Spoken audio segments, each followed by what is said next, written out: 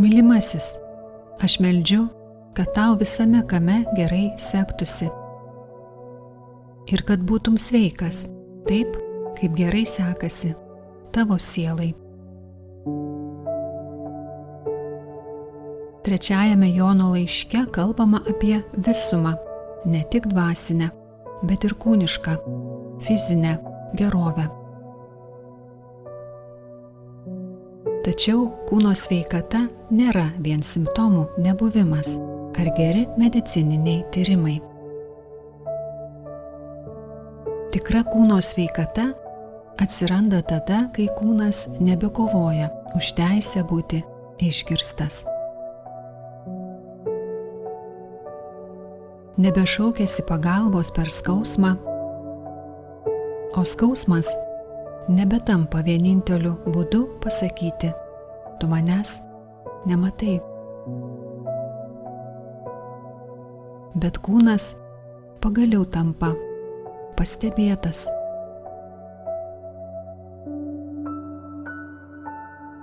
Deja, religijoje kūnas neretai paverčiamas išgyvenimo instrumentu.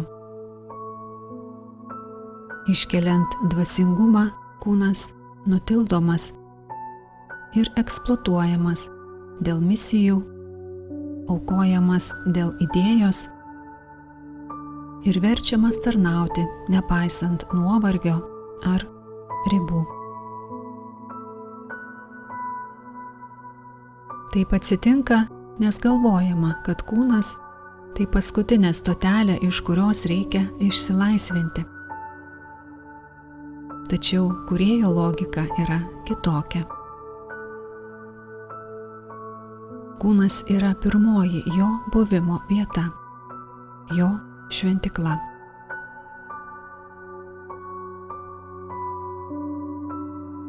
Dievo įsikūnijimo žinia yra labai stipri. Ji kviečia mus sugrįžti į kūną kaip į šventyklą, kaip į namus.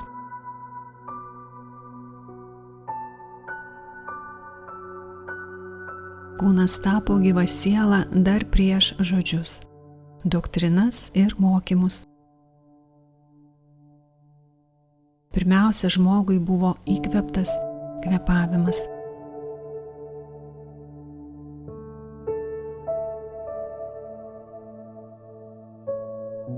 Kūnas nėra kliūtis dvasiniam gyvenimui.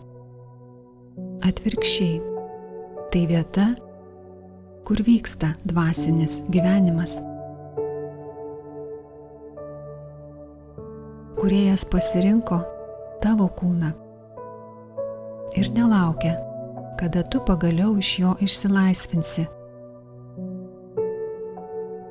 bet kada sugrįši į jį, kaip į savo šventyklą.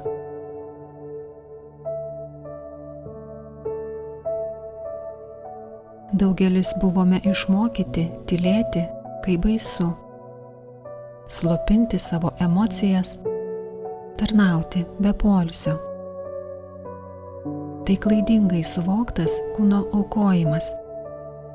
Klaidingai suvokta auka matuoti žmogaus vertę pagal tai, kiek jis gali ištverti. Tačiau tikras rūpinimasis kitu gimsta iš mokėjimo pasirūpinti savimi. Tik tada davimas nustoja būti savęs praradimu ir tampa sąmoningu pasirinkimu duoti iš pilnatvės, duoti iš savo kūno, kuriuo pasirūpinta.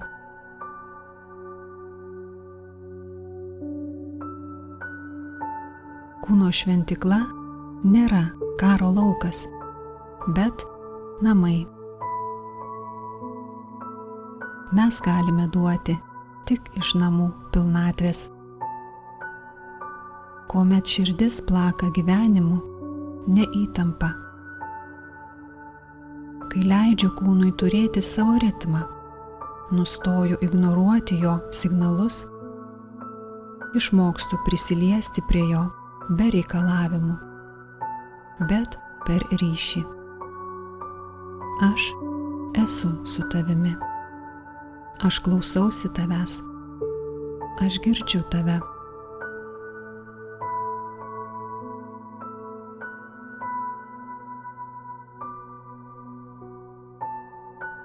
Dabar mes mokomės būti kūne, be baimės,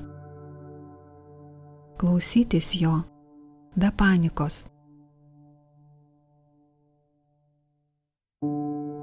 Tai kvietimas būti su savimi, be noro slėpti savo kūno ir proto būsenas, o jas stebėti ir suprasti. Tai kvietimas gyventi sąmoningai.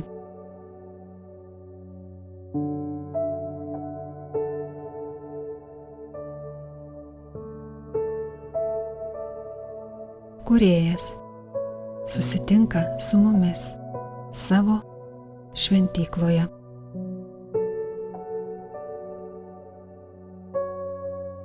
Čia patiriame atsakymus, pasikliaujame kūno išmintimi, gilinamės į savo tikrąją prigimtį.